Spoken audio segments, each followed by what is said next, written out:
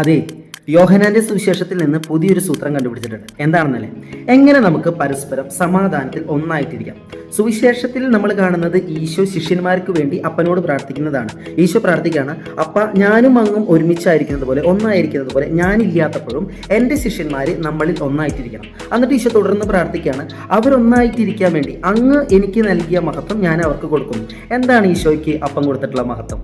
എന്താണ് യഥാർത്ഥത്തിൽ ഈശോ നമുക്ക് ഓഫർ ചെയ്തത്? ഈശോയുടെ സ്വർഗാരോഹണത്തിന് ശേഷം ഈശോ ശിഷ്യന്മാരോട് പറയാണ്, ഞാൻ സ്വർഗത്തിലേക്ക് പോകുമ്പോൾ നിങ്ങൾക്കൊരു സഹായകനെ ഞാൻ തരും. അവൻ നിങ്ങളെ ഞാൻ പഠിപ്പിച്ചതെല്ലാം പഠിപ്പിക്കും, നിങ്ങളെ ഓർമ്മിപ്പിക്കും.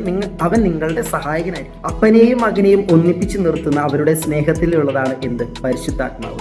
ഐക്യത്തിൻ്റെ അടയാളമാണ് പരിശുദ്ധാത്മാവ്. ഇവിടെ അതേ മഹത്വം ഈശോ ശിഷ്യന്മാർക്ക് നൽകിയാണ്.